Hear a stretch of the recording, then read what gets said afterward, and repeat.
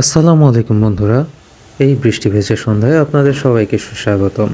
আজকে চলে এসেছি Ghorashal off the gate Palash. আর অফ দ্য গেটের অপোজিটেই একটি সুন্দর ছোট রেস্টুরেন্ট রয়েছে, অনেক সাজানো গোছানো। আর এই রেস্টুরেন্টে আমরা মাঝে মধ্যেই আসি। এই রেস্টুরেন্টের স্পেশালিটি হলো এখানকার গ্রিল চিকেন এবং চিকেন চাপ উইথ নান রুটি। যাই হোক, আজকে আমার ইভিনিং শিফট ডিউটি চলছে। আর ইভিনিং শিফট ডিউটি মানেই সন্ধ্যার সময় একটা ভালো মতো নাস্তা হবে, এটাই স্বাভাবিক। আর যেহেতু আজকে বৃষ্টি ভেজা ছিল, স্বাভাবিকভাবে আজকে একটু ভারী কিছু খাইতে মন চাইলো। আর ভারী কিছু সান্ধ্যকালীন নাস্তা হিসেবে গ্রিল চিকেন অথবা চিকেন চাপটাই বেস্ট। তা চিন্তা করলাম যে আজকে চিকেন চাপ খাই, এজন্য আমি চলে এসেছি। আর এই দেখেন, আমি অর্ডার করে দেওয়ার পরে এরা চিকেন গ্রিলটাকে বের করলো এবং এই চিকেন গ্রিলটাই এখন চাপ হবে। এখন আপনারা দেখবেন এই আস্ত গ্রিলটাকে কিভাবে কুচি কুচি কুচি কুচি কুচি করে কাটে। যাই হোক, সে কুচি কুচি করে কাটছে, অপরদিকে চুলায় মশলা কষানোর কাজ চলছে, অপরদিকে নান রুটি বানানোর কাজ চলছে। আর সে কেটেই যাচ্ছে কুচি কুচি করে কেটেই যাচ্ছে। তার যেন শান্তিই হচ্ছে না, মনে হয় আজকে বইয়ের সাথে রাগ করে এসেছে, বইয়ের রাগেই গ্রিলের উপর খাটাচ্ছে। যাই হোক, দেখতে থাকুন আর এনজয় করুন।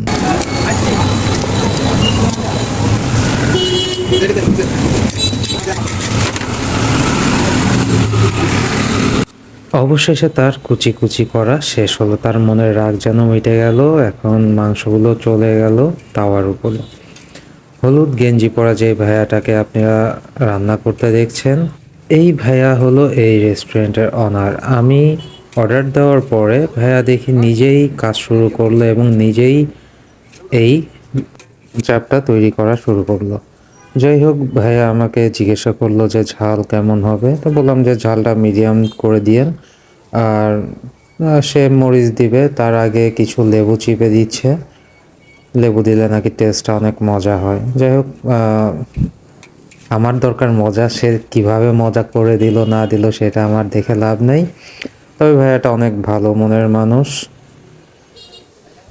দেখেন, সে আরেকটা লেবুর টুকরা চিপে দিচ্ছে।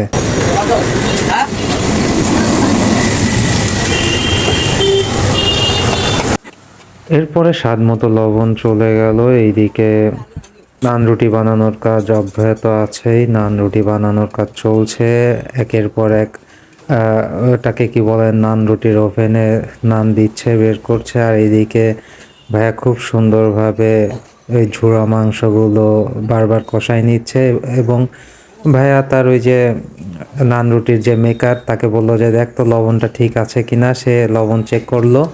আর এই দেখুন, এক গাদা টমেটো সস দিয়ে দিল এই চাপের মধ্যে। দেখেন তাদের কাজের স্পিড কেমন। ওদিকে আমার চিকেন চাপ প্রায় কমপ্লিট, এখন প্যাকেজিং হবে।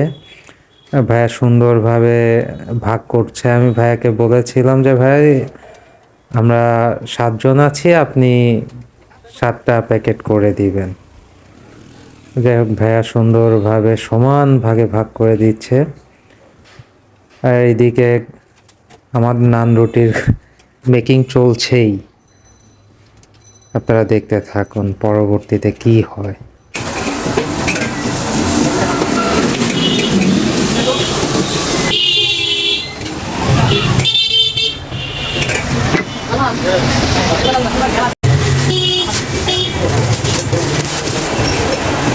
আমি অধীর আগ্রহে তাদের কার্যকলাপ দেখছি এবং অপেক্ষা করছি কখন এই নান রুটি এবং এই চিকেন চাপ আমার পেটে চলে যাবে। সব কিছু প্যাকেজিং হচ্ছে, কমপ্লিট হয়ে এসেছে, এখন নিয়ে যাওয়ার পালা। এই দেখেন, আমার গরিব জনতা পার্টির সদস্যরা পিছনে চলে এসেছে গন্ধে গন্ধে। প্যাকেট করা কমপ্লিট, এখন নেয়ার পালা।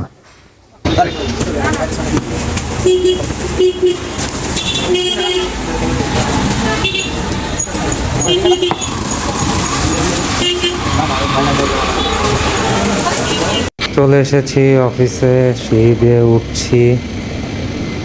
অনেক ভার, অনেক কষ্ট। এই যে অবশেষে আমার ফ্লোরে চলে এসেছি। অলরেডি আমি আমার কন্ট্রোল রুমে প্রবেশ করলাম। সবাইকে দেখে বলছে নাস্তা চলে এসেছে। সবাই যেন খুশি, সবাই অধীর আগ্রহে বসেছিল। এদিকে মিজান ভাইকে বললাম, মিজান ভাই চলেন নাস্তা রেডি করি। মিজান ভাই একে একে রুটিগুলো বের করছে। আমিও সাথে ছিলাম, আমি ভিডিও করায় ব্যস্ত ছিলাম। দেখেন রুটিগুলা বের করা হয়েছে, এখন যার যার প্যাকেট তাকে বুঝিয়ে দেওয়া হবে। এই যে আমার প্যাকেট রেডি, আমার প্যাকেট চলে এসেছে, সবাই অলরেডি খাওয়া শুরু করে দিয়েছে। আমি এখন শুরু করব।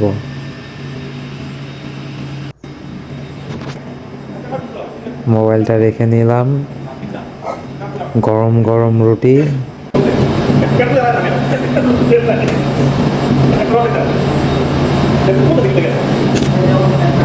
চিকেন চাপটা মজা ছিল। এই যে আমাদের আলমগীর ভাই, আলমগীর ভাইকে বললাম ভাই কেমন হয়েছে, ভাই বলতেছে যে আগে কোপের ঢোকটা গিলে নিই, তারপর রিভিউ দিচ্ছি। অবশেষে সে গুড সাইন দেখালো, খুব ভালো হয়েছে মনে হয়। হ্যাঁ, বারবার বললো যে না ওকে।